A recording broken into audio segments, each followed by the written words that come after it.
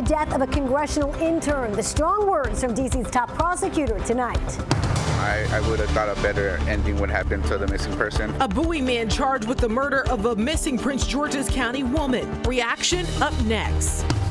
It's going to stay plenty hot and humid heading into the weekend, and then showers and storms return. We'll time out when things could get soggy on your Saturday.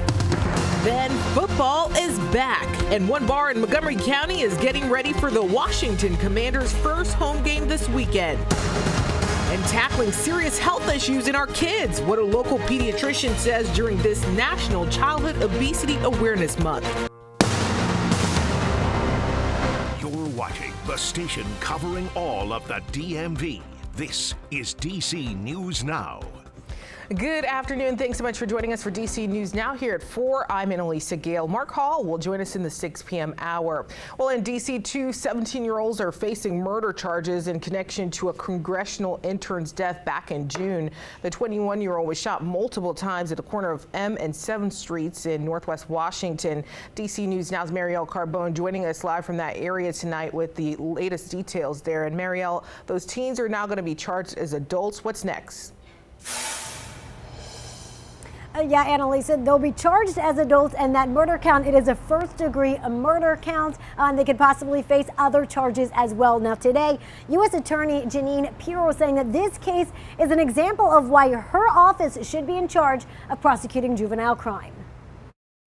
My son's gone. Nothing will bring him back. A heartbroken Tamara Tarpinian-Jochum speaking to DC News Now back in August. Her son, 21-year-old Eric Tarpinian-Jochum, was shot and killed at 7th and M Streets Northwest on June 30th. A UMass Amherst student, he was interning on Capitol Hill. He was just a really nice boy, and he really loved DC. It is immoral.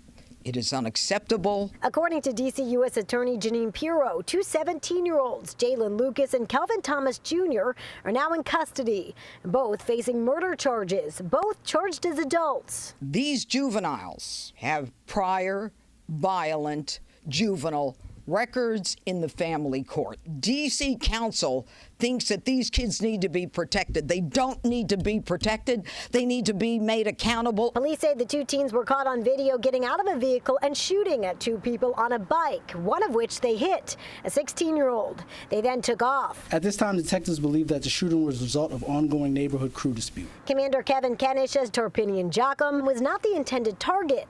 79 rounds were fired using multiple weapons.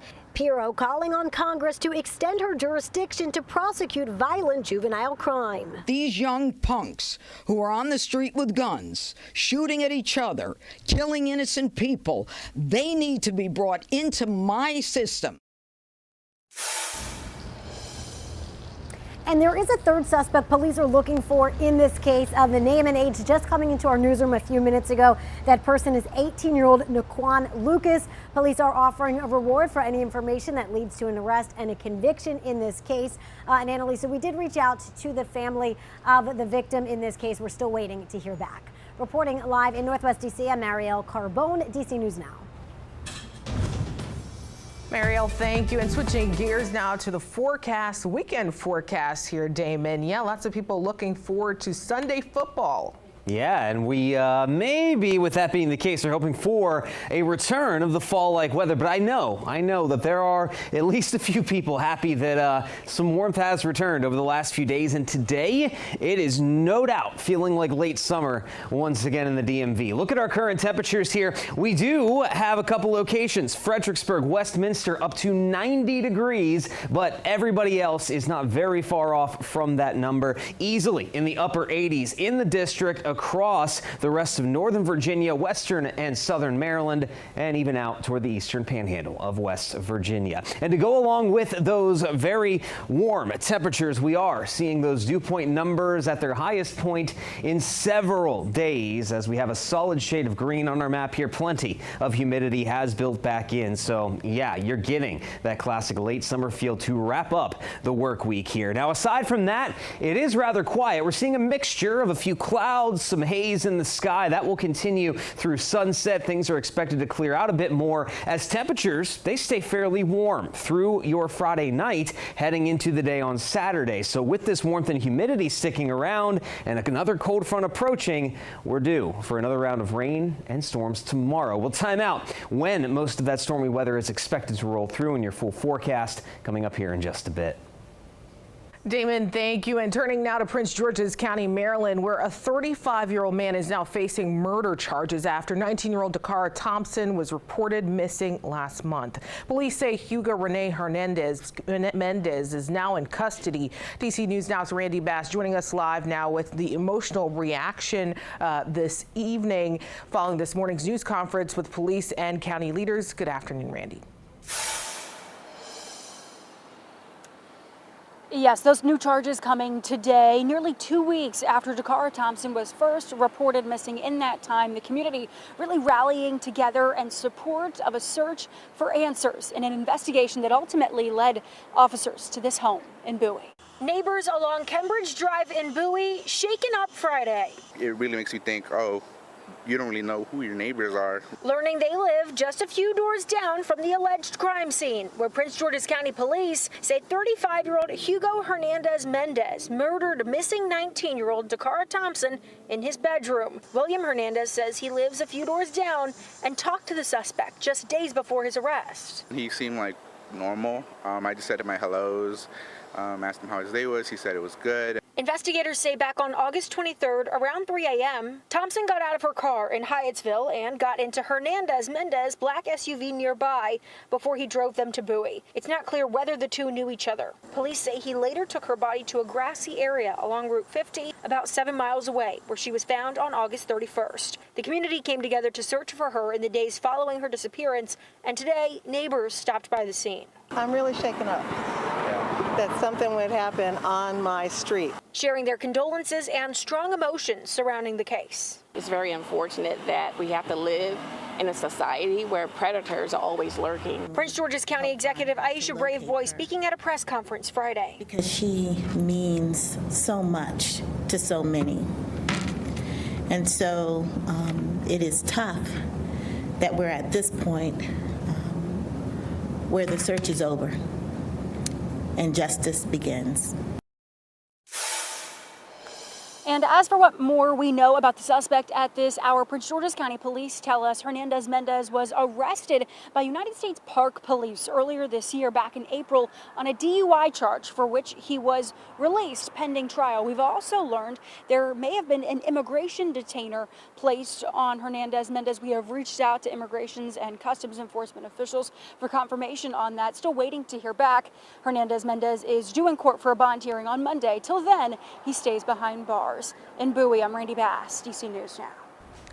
All right, Randy, thank you. And new today, a man who police say assaulted a deaf passenger has now been sentenced. According to FFXnow.com, 44-year-old Everett Chad Nelson was sentenced to 2.5 years behind bars last October. Police say he was on a United Airlines flight when he approached a deaf sleeping passenger and began punching him without being provoked.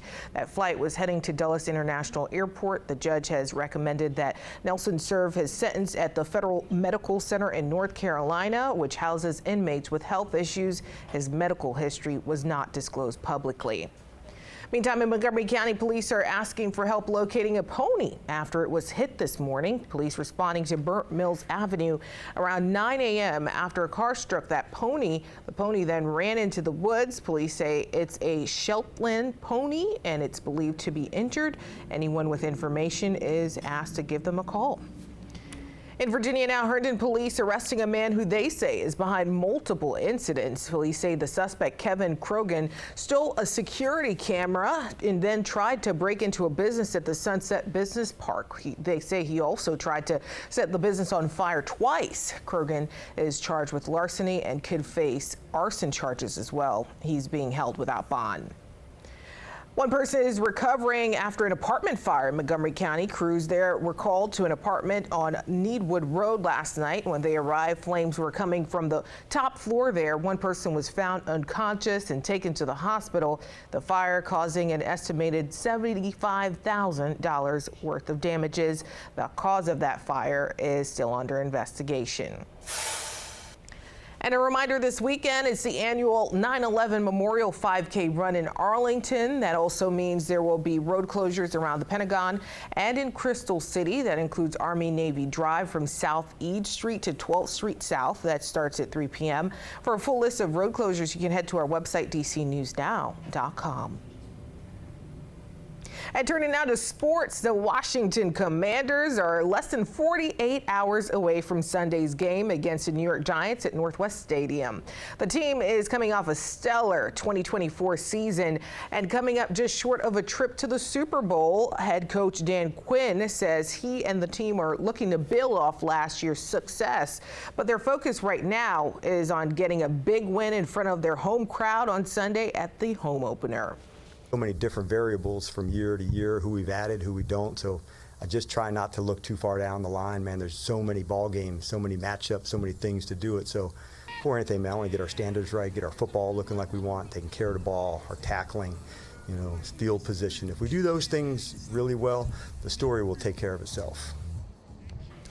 And you can tune into the Washington Huddle as Sports Director Derek Forrest and Washington legend Santana Moss preview this weekend's matchup.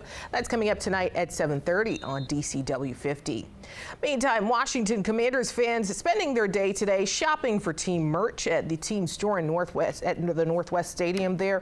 Employees say business was steady all afternoon as many fans were purchasing hats and jerseys. Some favorites included quarterback Jaden Daniels and Terry McLaurin's jerseys. We spoke to fans who want to make sure they are wearing their team colors on Sunday.